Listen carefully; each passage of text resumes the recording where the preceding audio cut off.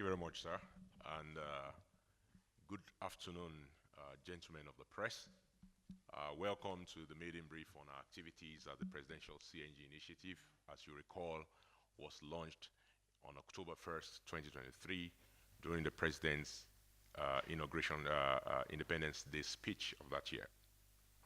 The PCNGI was set up, as you recall, to facilitate the adoption of natural gas and other alternative fuel vehicles, including EVs, in light of the removal of the fuel subsidy that led to a spike of transportation costs at the onset of the policy as the President sought to rescue the nation. Thus, our core mandate is to incentivize CNG and EV for adoption for transportation as an alternative to expensive, dirty, and less safe petrol and diesel, while facilitating investments to enable its distribution and manufacturing of components and promoting regulation to drive its growth and value creation. As you will all agree with us, the PCNGI has been one of the central initiatives of Mr. President to not only lower the cost of living for Nigerians, but to create jobs and opportunities via investments and to improve productivity by enhancing connectivity, leveraging Nigeria's competitive advantage in gas for economic development. Beyond these, the initiative has consequential impact on reducing the cost of governance for key government agencies that adopt compressed natural gas for transportation and their logistics, while enhancing government revenue by increasing domestic utilization of gas for Nigerians instead of flaring it. As you know, by the provisions of the Petroleum Industry Act, the federal government is the owner of all gas, so any utilization of gas means dollars in our coffers. The other consequential impacts include cleaner air and environment for our country, as it enables us to meet our nationally determined estimates under the Paris Climate Accord by eliminating flares and replacing toxic emissions of crude oil-based fuel products. An impact on the health of our population, the impact of CNG, the Presidential CNG Initiative cannot be overemphasized. In the past year, the PCNG has recorded a number of successes. If you recall, last May 29, 2024 was the official rollout of the program after many months of planning and strategizing, which included the rolling out of industry standards, incentives approved by Mr. President, and engaging the public and private sector prior to that rollout. The achievements that we've been able to record in this last year, we are coming about the last 1 year when we initiated our rollout, about May 29 of last year, is well evident around us. I would like us to watch one or two things in the rollout testimonial video before I get back to my address.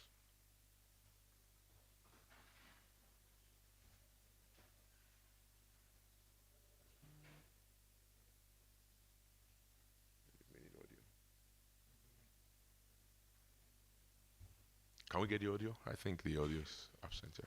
Thank you. Can talk through the videos, as maybe we'll return to it at the end of this presentation. I'm sure they'll fix. It's okay now? Okay. All right. No doubt, after an extensive and intensive stakeholder engagement and public awareness campaign that we began May to November of last year, the PCNGI most important achievement was to convince the private sector to invest their own critical funds alongside the government's investment upon stimulation of demand through the commercial vehicle by commercial vehicle operators and private vehicle users alike.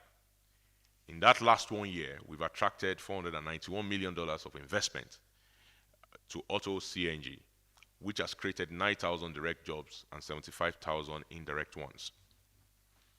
To this end, the Nigerian conversion capacity was to capacity of vehicles from pure petrol and diesel to turn them to biofuel vehicles was also raised by almost 3,000%, with more than 200 new conversion centers established in this past year. From just mere 7 that existed in Nigeria when the program started by the private sector, we today have over 242 conversion centers, to be exact, across Nigeria, mostly established by the private sector. This has delivered 3,000 new employments to technicians, occasioned also by the launch of the commercial incentive program. If you recall, gentlemen of the press, the Conversion Incentive Program, as announced by the President in August 2024, at the back of the nationwide protest on the cost of living expenses, was to enable 1 million free or subsidized conversions of certain class of vehicles, especially public commercial vehicles, ride shares, and vehicles owned by ministry departments and agencies, to be done by the PCNGI. About 22,000 conversion kits were immediately procured by the Federal Ministry of Finance and began to be delivered in October 2024. Already, by the end of this quarter, we're on course to already have converted 10,000 vehicles under this program. More importantly, the program has been expanded by the PCNGI to also enable deep discounts for public servants and finance the balance of costs by converting these vehicles, working with another major initiative of Mr. President, which is the credit core. We will soon launch that initiative along the lines of enabling public sector unions members to be able to convert their vehicles, leveraging credit core and deep discounts provided by PCNGI. If you also recall, to demonstrate the efficacy of the CNG and EV platform, CNG buses and tricycle as well as EV buses were procured on our behalf by the Federal Ministry of Finance. A total of 655 buses were procured. To date, 421 of those and 36 EV buses has been delivered, with deployment of about 405 buses, either as part of the settlement of terms with the NLC and TUC as part of the wage negotiation engagement, or directly to public unions, transport unions, being run commercially in partnership with the Federal Ministry of Transportation, or through partnership with state transport unions companies that was also launched last year. The renewed Hope Mass Transit Scheme, launched during the Yuletide period, provided free or discounted rides during that time. This has now been continued commercially, and we will soon launch the same for tricycle as soon as we sort out the last mile gas infrastructure scheme. A pilot of the tricycle component of this scheme is now being launched this week in Lagos, and we look forward to expanding that program beyond Lagos. Speaking about the last mile gas infrastructure scheme, we are aware that as a result of our successful awareness campaign last year and the groundbreaking initiatives like the commercial incentive program that pay the private sector to convert certain classes of vehicles, especially public mass transit vehicles, to CNG, there has been an increasing visible gap in CNG availability at the last mile. We note the longer queues in some locales, but we can assure you that this is temporary. If you recall that about this time last year, if you visited any CNG station in Nigeria, there were hardly any customer, and there were only about 11 of them. But today, there are about 63 of them, and they are all super full. I think more than anything, that speaks to the success of our initiative in this last year. But of course, with solving old problems, there will be new ones, and I believe we are up for the challenge.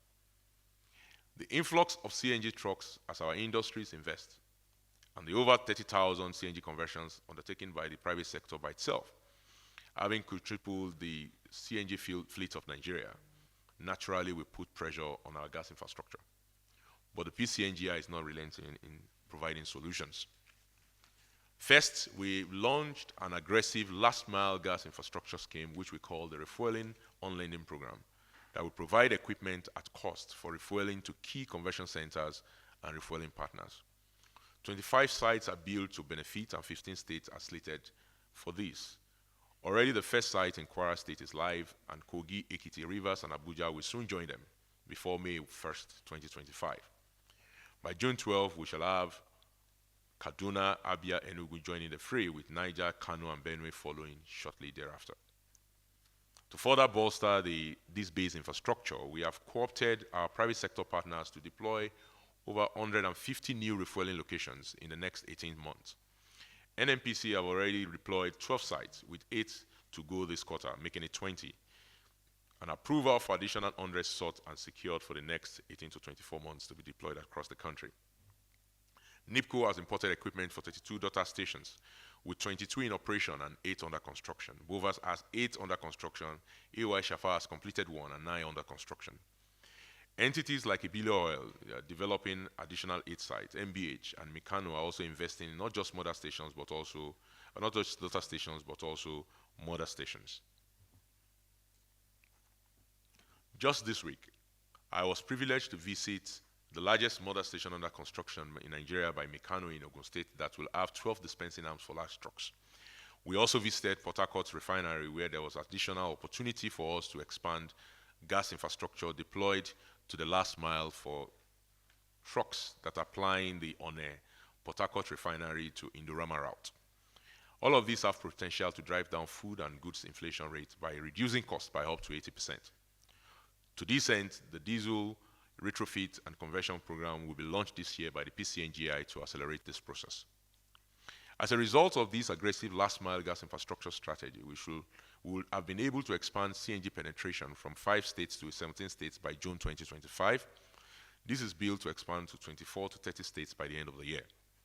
We also last week signed on Friday to invest in the mini LNG at Ajaokuta, the mini LNG Arete, to expand CNG penetration to the north of Nigeria. As you recall, because gas is primarily present in the south of Nigeria today, and the last point of landing for gas via pipe today is at Ajaokuta, it's very important that we understand that we needed to drive CNG and gas penetration not beyond the north central states where it is currently, into the northwest and northeast. Our investment in mini LNG Arete will help to facilitate that. Gas will be liquefied at Ajaokuta and then trucked across to different regasification plants, which are LCNG plants across the land, that will then be able to provide gas to vehicles as well as to industries and even for power. We will achieve the leap in penetration via capacity development as well as infrastructure deepening strategy that we also have seen the PCNGI cooperating closely with the Federal Ministry of Education and the Midstream Downstream Gas Infrastructure Fund, MDGIF, of the NMDPRA. Through this cooperation, we are committed to gasifying our academic and rural communities, starting first with 20 federal universities. This is in addition to all of the gas penetrating infrastructure I'd already talked about, the 25 that we're directly on-lending ourselves, the over 150 that the private sector is doing, and of course the additional, this will now be an additional 20 that will be done at federal universities. Through this university program, discounted conversion for staff and members of these universities and surrounding institutions will be made available, as well as affordable CNG transportation on buses and tricycles to be operated by the PCNGI private sector partner, Femadec Nigeria Limited, pre-qualified by the Midstream Downstream Gas Infrastructure Fund, who will be leveraging MDGIF. The first 6 universities are already built to be launched at the end of this quarter. Integrating CNG transportation in our universities will not only ease cost of living for our students, teachers, and support staffers, but also enable training and capacity building, as these sites will host conversion centers and training programs that will be accredited in the planned TVET initiative of the Federal Ministry of Education, which is set to launch soon. Of course, the gas refueling infrastructure to be rolled out in these universities will also fill the last mile infrastructure gap that I've spoken about previously. Beyond the university program, the PCNGI is committed to capacity development of the sector. We trained over 1,500 technicians last year, and we're on track for another 5,000 this year. This will ensure that Nigeria's CNG sector is underpinned by strong local content and capacity.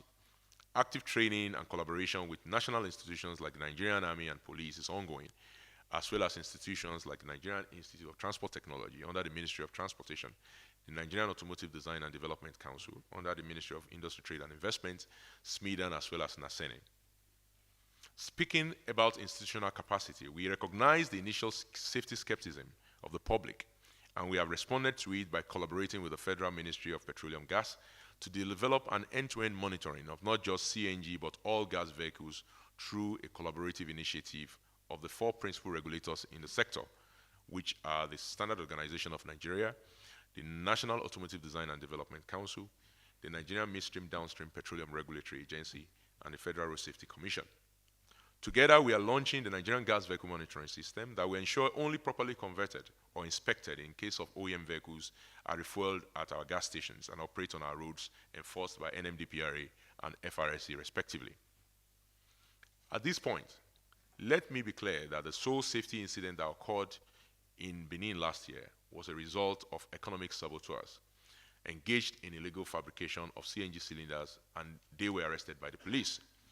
With NGVMS in place, that incident will be avoided, as only properly labeled and accredited vehicles with certified tanks will be able to be refueled.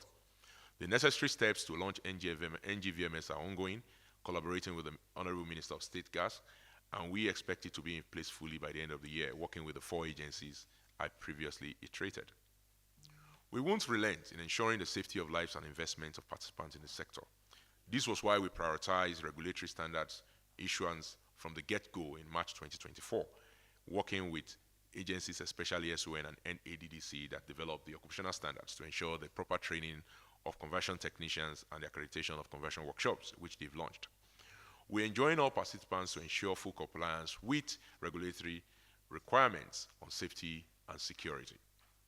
With respect to our gas availability strategy, let me use this opportunity to commend the Nigerian National Petroleum Corporation Company Limited, NNPCL, as well through the Nigerian Gas Marketing Limited, the Gas Aggregation Company of Nigeria, and Nigerian Midstream Downstream Regulatory Authority, for working together with us to make the mobility CNG gas supply market a reality by signing off on the mobility CNG framework for upstream and downstream, which will immediately unlock about 100 mm of gas a day for auto CNG at the preferential price, inlet price approved by the NMDPRA.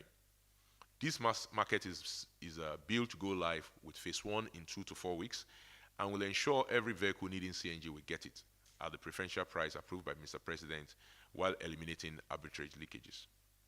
We cannot complete this briefing without first thanking Mr. President for his support, as well as critical ministries, including the Ministers of Finance and Petroleum Gas, and our steering committee led by Dr. Zach Adediji, the chairman of FRS. We also thank you, the press, for reporting well and trusting in the capacity of this program to transform lives in line with President Bola Ahmed Tinubu's GCFR's renewed hope agenda. And we can assure you that we are committed to this cause.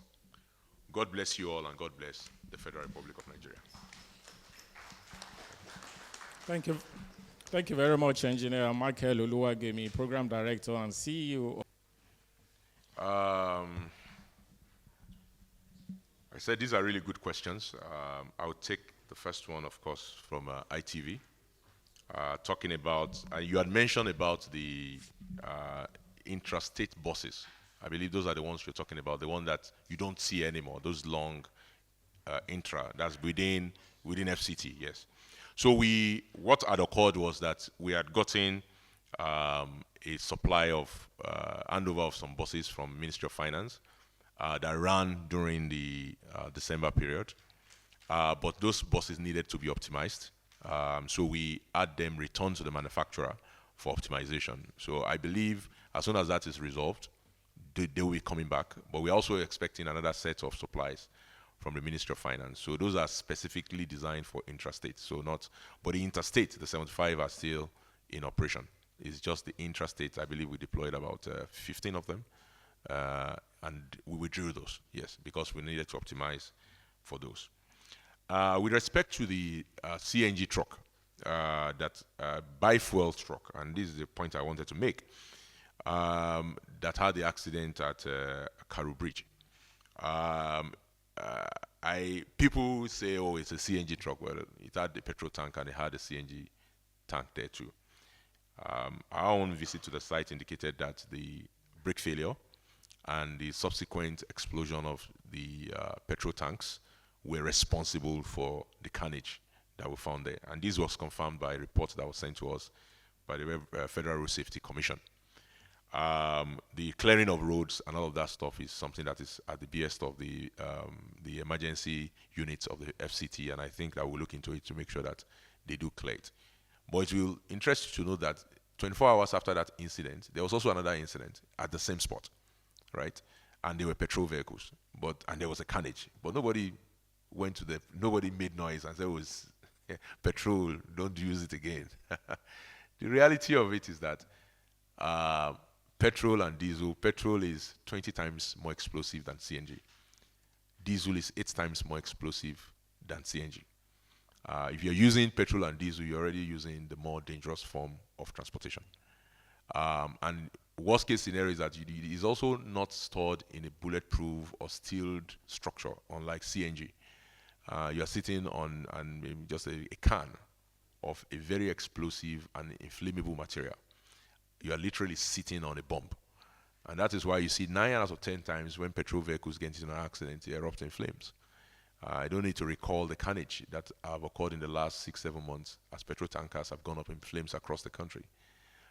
So for us, I say it very clearly and without any form of equivocation that CNG is the safer, more reliable form of fuel for your transportation. And we have it in abundance.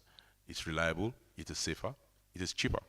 So by all means and purpose, what we should be discussing is how do we accelerate the distribution of this necessary resource and infrastructure for the country so that we can ensure we extend the benefits to all. There will be accidents. It's still a form of energy. So I don't try to tell people that it's accident-free. Even electric vehicles do go up in flames. I mean, as docile as direct current can look like, it still causes problem. But it must be handled with specific care, and you must follow the protocol. But the reality is that in an accident, take between a CNG vehicle, and this is what statistics tell us, this is what the science tells us, this was the chemical composition of natural gas versus the heavy octane triple linked hydrocarbon that petrol and diesel are. That CNG, natural gas, single chain is much easier to handle than petrol and diesel. So I enjoin us all to focus on how do we make sure that more Nigerians utilize what God has blessed us with. And this is a reality. We are a gas country that happen to have some oil. Of course, it's much more, it's tougher now that we are trying to convert existing vehicles, but it's also cheaper. Is it easier for us to immediately bring in CNG vehicles that are manufactured originally CNG or to start manufacturing them in Nigeria? Yes, it will be easier to deploy, but the cost of doing one deployment of a new CNG vehicle is what, $40,000 or $45,000 versus converting existing vehicles. Like we use the same amount, about 100 cars will get converted, right? And being a second-hand car country, the strategy of conversion makes sense until we then make a widespread infrastructure. Because with conversion also, remember that these vehicles are biofuel. So it means that if they get to an area where they can't find CNG, they can go on petrol, and then whenever they find CNG again, they can go on CNG, and then the cost average of fueling for them is lower. So I think this is a strategy that underpins what we're doing. In terms of NN, you did mention, Mr. Saleh, about the impact of these on power. Yes, it is true that, in fact, what you realize is that the cost economics of setting up data stations means that about 60 to 70% of what will be utilized at that data station will probably be driven by power and industrial sector, not transportation, right? But transportation is going to bring that infrastructure. And so we're going to see the impact of having these gas infrastructure across our country, be it in the universities or even the LNG, LCNG facilities that's going to be occasioned by the investment in mini LNG at Ajaokuta. We actually have 5 of them being built in Ajaokuta simultaneously. We are backing one of the 5, that's the one that is going to be almost ready in the next 12 to 16 months. But the reality is that because of this investment, our power sector is going to benefit, our industrial sector is going to benefit, not just in the north, but across Nigeria, and especially our rural areas. In the university program, what is happening is that we partnered with the MDGIF. MDGIF is the Midstream Downstream Gas Infrastructure Fund. They are funding a private sector player to actually set up gas infrastructure in these 20 universities. We are now going in there to also provide materials, buses, tricycles, and conversion kits in order to stimulate the demand for those gas infrastructure.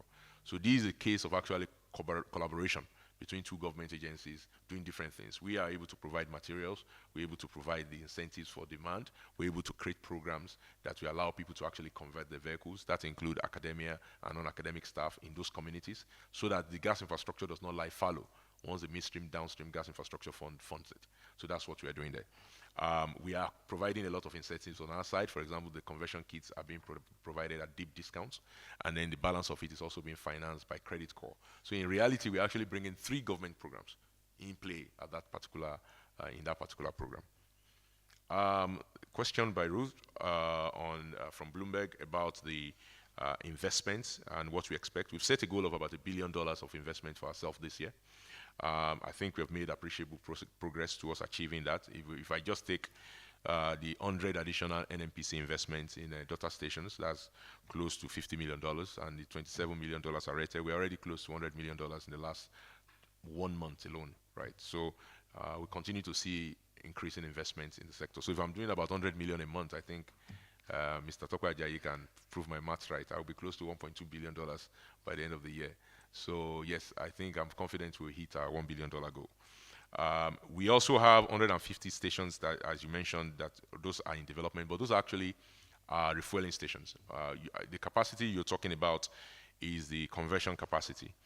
We have a goal of having 500 conversion centers set up this year. So to have a total of 500 conversion centers at the end of the year, meaning additional 300 are supposed to be set up this year.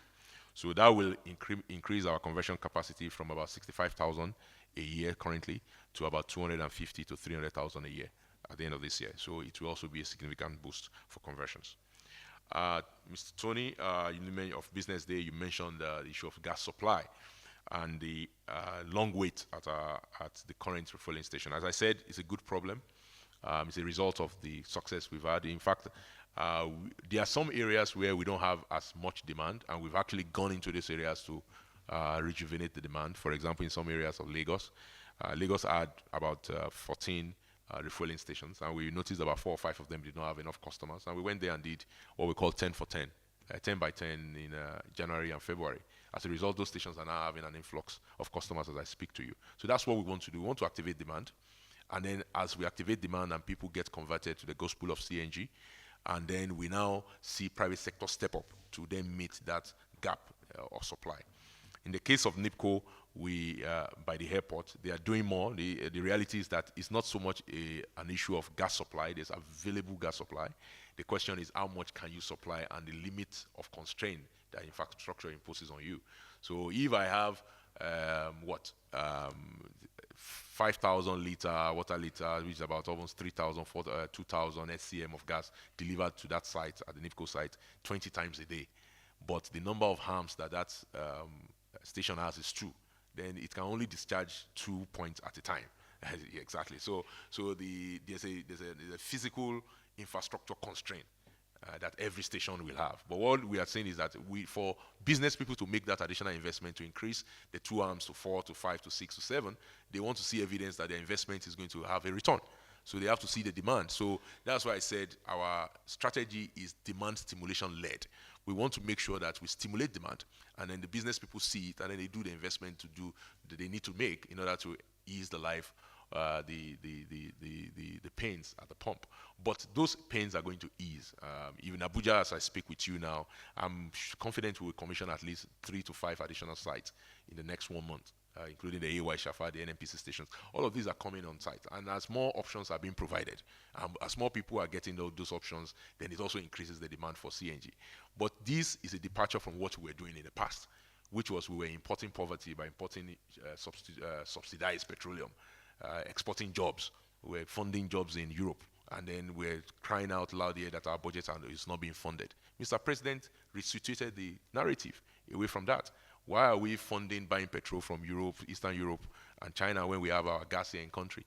Why are we doing all of those things when our budget is not funded? Now, the money that should have been used a month from 2021 to 2023, between 500 billion to 1 trillion naira was being used to fund fuel subsidy.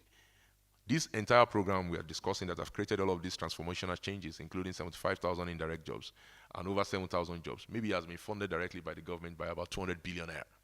So about 1/5 of what is used to fund fuel subsidy for a month has created all of these transformations. Imagine as we continue to accelerate this investment for the next year and 2. So this, to me, I think is the possibility and the story that we need to take out there, that we are now making better choices as a government, as a people, in terms of utilization of our resources. And we are putting our people back to work. Every time I'm always sometimes teary-eyed. I'm so pleased when I meet young people that say, look, I've left university, I've now trained as a CNG auto technician, and I'm now working in a place, I'm earning 300,000, 400,000, 500,000 naira. Some of them even studied accounting. Now they are advanced auto technicians and mechanics and engineers in the making. That to me is something of pride, that we are beginning to go into the economy, find areas of opportunity for our young people, open it up for them, and allowing them to come in to learn. A lot of these guys that are now technicians today will be the business people of the next 2, 3, 4 years. A lot of the 242 convention centers I talked about are owned by small businesses. They are not owned by NNPC. They are not owned by Unilever. These are one-man, two-man workshops, and they are making 30, 40, 50 million naira a month. And these are creating jobs and opportunities for all Nigerians. I think this is the real big story of the CNG revolution that is ongoing in Nigeria. We're not even talking about those people who are employed by the minibuses that are being deployed. We're not talking about the tricycles. We are currently in the process of deploying 2,000 tricycles across the country. But we have to be very smart about what we're doing with that, because we don't want to create even longer queues. Tricycles, it's not like they are refueling a lot, but there are a lot of them, right? So what we're doing is that we're rolling that alongside the refueling program I talked about, which is deploying the 25 sites.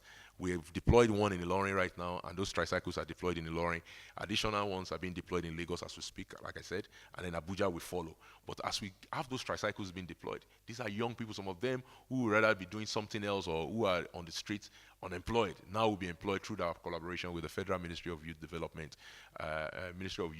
as well as other agencies of government. I think this is an important narrative that we need to put out there. Dr. Leon of Nigerian Tribune, you talked about the skeptics, and I can always assure you that there are no scarcity of doubting Thomases for any program.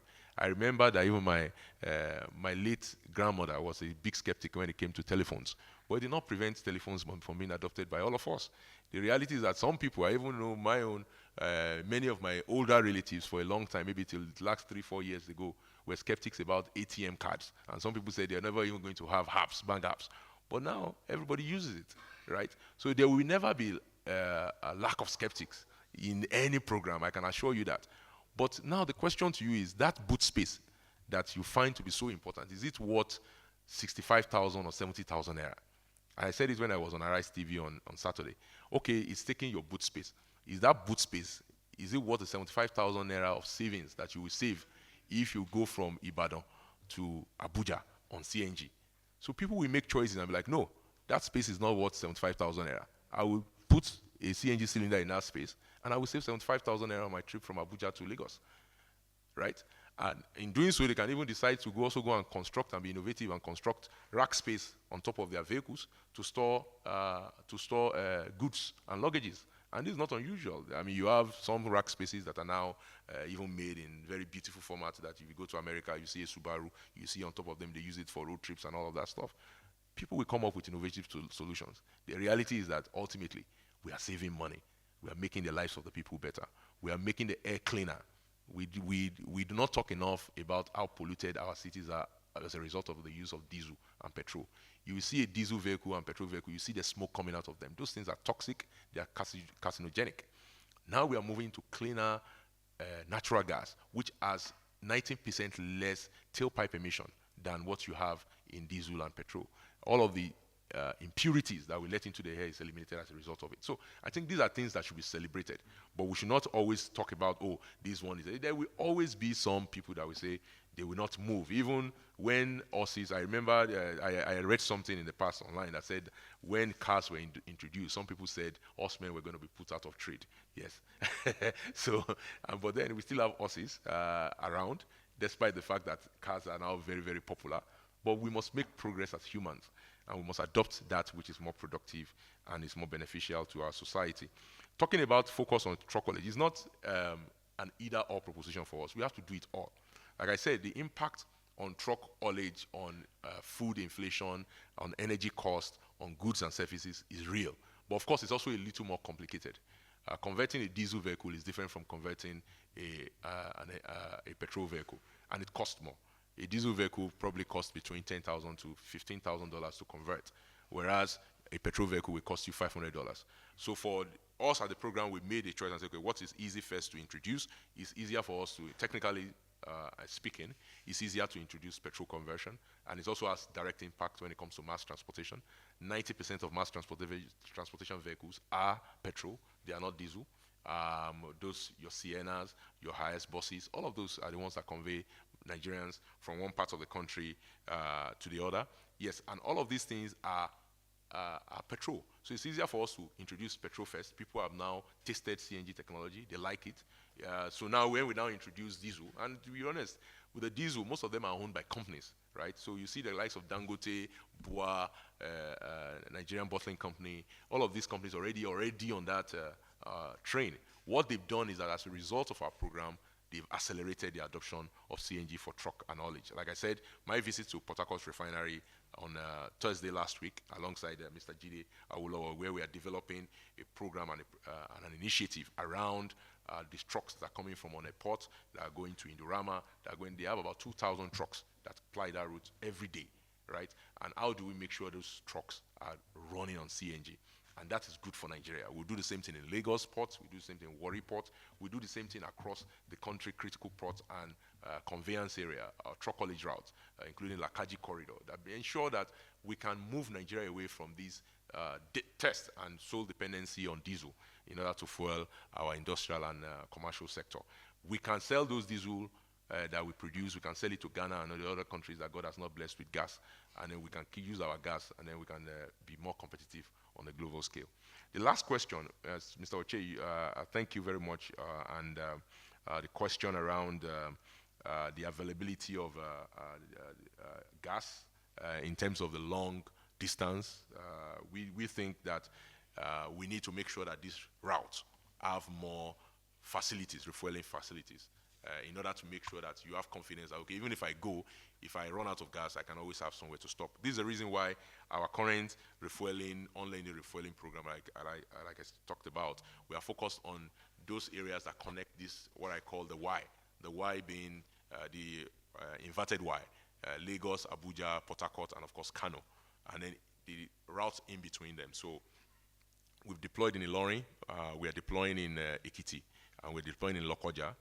We're also deploying Aba and Enugu, and of course Port Harcourt. And that is the inverted V now of the Y, and then of course Kaduna, we're also deploying there, ultimately Kano.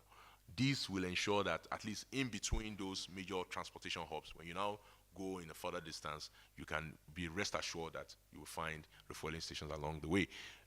In the case of the mini LNG investment, it will even now stretch that further. We now have LCNG sites that we already see Greenville setting up in Kano, in Katsina, in Meduguri, in Jigawa as we speak now. Once those sites come on board and LNG is able to get there, they can regasify, then people can have the confidence to go to their villages and travel over long distance with gas. But the good thing, like I already said, is that these vehicles are buy for. So even today, you can still go, only that you will not get the full benefit of CNG, because your CNG will run out in no time and you might not find another place to refuel. But they are bi-fuel vehicles, they are both running on gas and CNG, and they transmit and they switch seamlessly. And then of course, in terms of the availability of gas, the Gas Aggregation Company of Nigeria has worked very closely with us. This new, I think the most transformative thing we'll do this year is the setting up of that domestic gas infrastructure framework, pricing framework and sourcing framework for auto CNG. We've finalized the agreement, NGML and GACN working with us, and NMDPRA, the regulator. I believe there should be some announcements in the next week or so, right? It will be unlocking about 100 mm scoff of gas, and it will be a predictable way for any company that is investing in refueling to be able to source their gas and to ensure that it's always available at the preferential pricing. I think that's something that's going to really transform the sector and is going to give investors more confidence. The last thing you mentioned, Mr. Oche, was that I should talk a little bit about the MDAs. Yes, Mr. President has been gracious enough to give us that support. A lot of MDAs have been approaching us. If you look at this year's budget, you will see a lot of mention of CNG buses or CNG trucks being acquired by MDAs for their project. In fact, I was in conversations with the Chief of Defense Staff on Friday. In fact, I think we have a visit to him today or tomorrow. The military has been the forefront of adoption, as well as the police. We think that we do more of these, and we have more MDAs engaged in utilization of CNG. It's also good publicity. But even more importantly, we believe very strongly that the President himself is a big fan of CNG, and he will also be utilizing CNG in his transportation. That's why outside here we brought the presidential CNG bus.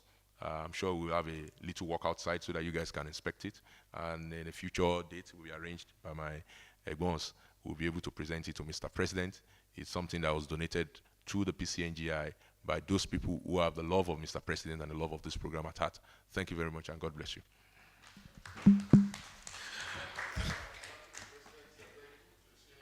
So passionately and so adroitly about this CNG initiative. Well, he didn't tell us his field of engineering, but of course, from what has transpired now, I know his field is engineering. The very incisive and insightful submission about the journey of CNG so far in Nigeria. I want to thank members of his team, Engineer Zayan Tambori Yabo. Tambori Yabo, who's the coordinator of regulations. Engineer Mayor Bright of the Villa Corps has told me several times that he wanted members' vehicles to be converted, but nobody raised it. At our council CNG, it's a revolution, as he has said, and I think the country will be better for it if all of us drop the petrol we are using and then we adopt CNG. Those who are saying maybe we don't have enough conversion center or recharge stations, well, what I know is that even if your vehicle is running on CNG, it can also run on hybrid. It can be a petrol vehicle as well. So you don't have to solely depend on CNG. If your CNG runs out, you switch to petrol and you take it to anywhere you are going to, and then you can charge wherever you go thereafter.